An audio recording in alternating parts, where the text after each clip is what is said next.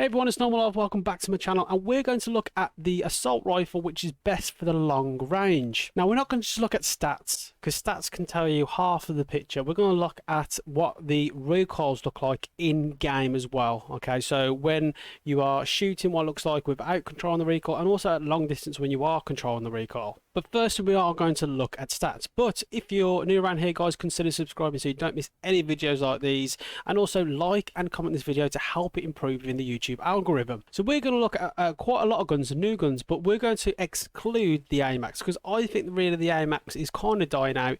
It is a really hard gun to control, and this is looking at the general people that come on Warzone, not looking at the top performer people. I've used the AMAX and I find it really good, but then when it gets to a certain distance, I just find it really hard to control, and many people are the same as well. So we're not going to include the AMAX, but we're going to include the AMAX stats, so we're going to compare it to something. So we're looking at the FARA AMAX stats as well, the XM4, which has been buffed, and also the SCAR, which has been buffed, and also it's going to get a second buff as well. So the SCAR could be a good gun to look at in the future. So we're going to look at TTKs here, and these are the TTKs with chest shots. Okay, the majority of the shots that you want to try and hit and head, we're going to look at head as well, and we're going to look at a few here. So we're going to look at the FARA, which is the least TTK but has really good TTK. That is quite a good TTK to have with the headshots.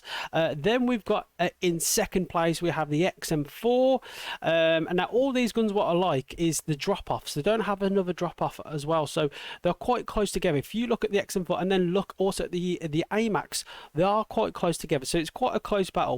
The biggest winner that you can see here is the SCAR. The SCAR has had a major buff, and it's going to have another buff as well coming off. I'm not sure what, probably with the recoil, because it's quite a hard gun to control at sometimes.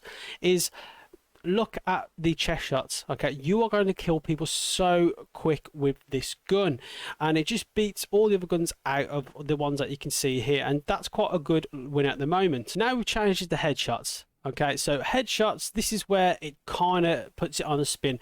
FAR is just behind, but then you're going to see there's no drop off with the SCAR on the XM4. The SCAR and XM4 are looking really good at the moment. Obviously the AMAX is going to be there and be the top dog with headshots, but as I say, you're not going to guarantee to hit your headshots because the gun is quite hard to control. So try and avoid the AMAX here. The XM4 and the SCAR are literally basically on top of each other, so there's not much to compare. The FARA is slightly behind, and also it does have a drop off as well. This is where it gets interesting. So we're going to look at stomach and extremities. So extremities is your arms and legs, so we're going to look at stomach. This is where the FARA does actually come back into the battle. Okay, so the SCAR, as you can see, doesn't have a drop off. It's just literally a straight killing gun, no drop offs at all, but obviously the least TTK at a certain amount of distance. We're going to avoid the AMAX here. It does have a drop off, it's in second place, but then literally the FARA and the XM4 are literally kind of the same. Obviously the XM4 is a bit better as well, but that doesn't mean everything when you look at recoil. And then extremities, so your arms and legs, this is where the kind of the stats doesn't change that much, but I believe the FARA is in a good position here because it's quite in between everything, but the XM4 overall is doing very well. If you look at all the stats, the XM4 is probably looking at the best at the moment, but the SCAR with no drop off is probably the best on the stats. Now remember, we're looking at these long range weapons used, and the VLK or the 3x scope. So this is looking at long range. Obviously these are going to be different if you use them at a short distance. So we've looked at the stats. Now it's actually to put it into practice on the field, what it looks like when you are shooting this gun within battles, and what it looks like when you are shooting it at close range without me controlling the recoil, what the recoil pattern looks like, and also at long range when you are obviously got to control the recoil and hitting on a target. So now we're going to look at recoil. Now recoil is really important in my opinion, despite all the stats, because recoil depends how good you are at controlling the gun. And if you have really good TTK but you can't actually control your bullets and hit the headshots or chest shots or whatever, the gun's kind of useless in my opinion. That's why I think the AMAX is not the best gun, even if people say it is the good gun. Not everyone can control it. So we're going to look at the FARA first. So this is the FARA's recoil without me controlling the joystick and bringing it down. So this is what the gun looks like when you're just firing it without controlling it. So this is the recoil, pretty straight shooting. Look how actually tight the bullets are. It has a slight kick to the right, then goes quite vertical up. So to me, in my opinion, that's very easy to control. Okay, so now we're going to look at the XM4. This is the long-range version of without me controlling the recoil. So I'm going to aim where I shot the first bullet next to the FARA.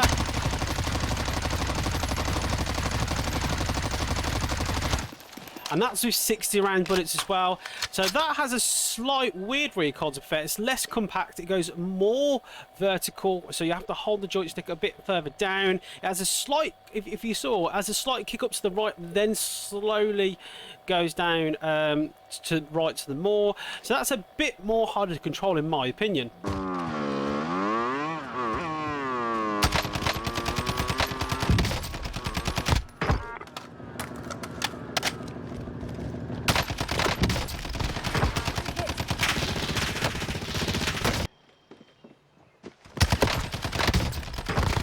He shot me.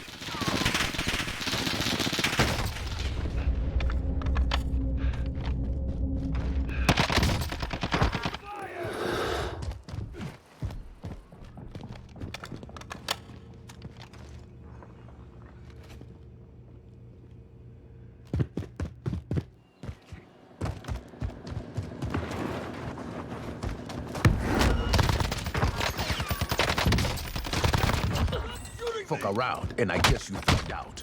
And finally, after running into so much trouble, this is the recoil of the SCAR. Now that has, I believe, less recoil. It goes more to the right. It's a bit like the XM4, but a bit more easy to control. And I've got somebody with me here. Why? What'd you get out of it? What'd you get out of it, mate? Okay, so now we're going to look at what it looks like to actually control the gun over distance. So we've got a target in front of us. We're going to use the SCAR because I had it last. And we're going to see basically what's this gun going to be like when we're shooting it at targets. So we're going to try and hit the balls out as much as we can. And this is best of me controlling my recoil. So straight away, I'm going to struggle.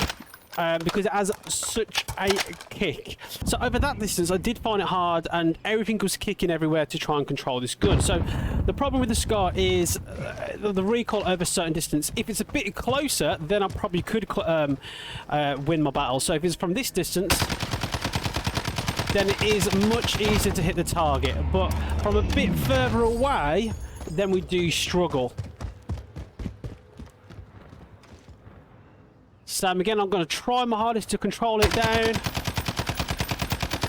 But yeah, it's very, very, very rapid to try and keep it under control. So now we're going to look at the XM4, trying to shoot this gun over a bit of a longer range with a target in front of us. So that was from the SCAR. This is with the XM4, a new target.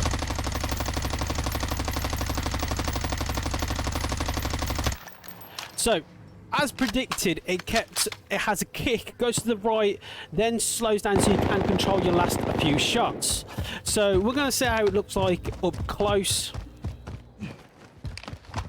So I can keep my bullets regionally within the target, but it's still, again, this splur that goes everywhere. It's a bit hard with the first few bullets.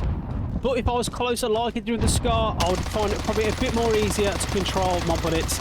So, and then literally the gun does actually move after the last few shots. So that's pretty good, to be fair. Your last few shots keep on target. So now we're going to look at the FARA over long range with a new target. So this obviously doesn't have the best TTK. Well, it has really, really good TTK though, so don't take that away from it with headshots and chest shots. But this is what it's like at long range. So we're going to look at this target over the same distance.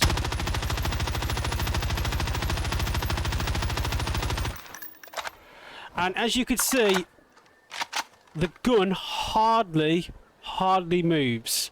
Has a slight little tiny bit kick up, but it's not too far up. It's easy to control. I probably could have controlled it a bit better. So looking at the target, every target really, every bullet is really tight together. Okay, and we're going to see what it looks like a bit closer up.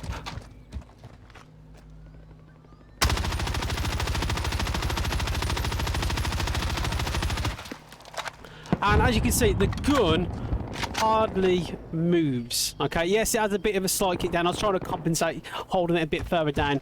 So the recoil on the FARA compared towards the SCAR, the XM4, which has been buffed, and the SCAR's been buffed, in my opinion, and I believe you can see, guys, is the FARA over a far distance is going to be the best long range weapon. So this is how I will build my FARA so I can get the best out of the long range battles, having the best bullet velocity and also any type of range. So we're going to go to my FARA. This is the one I've been using and getting really good kill games with. Is we're going to use the last suppressor, the GRU suppressor. You can use, if you want to have less ADS, have the normal suppressor. I've actually had some good games with that, but just to get that better for that long range purpose, you want to use the last suppressor. The underbarrel to control the recoil even further. You want the Spetsnaz grip, just to help with horizontal. It hardly has a horizontal, but it has the vertical recoil as well, so it compensates for both, which is one of the most key parts for me when shooting this gun over long range. Very importantly, you do want 60 round mags. The reason why you want this, because I've actually lost a few solos because I tried the 45 round mag, so I don't have more ADS, and that's actually killed me within battles, having that 45 compared to the 60. So them extra bullets can get you to kill people quicker, because them extra few bullets that they have, if they've just been cracked and suddenly you've shot them with 45 rounds but they've been cracked and you've got to reload again, it takes time. So 60 round mags is the way to go. And lastly, the Axle Arms 3 scope is the best scope to use, really. It's basically the BLK,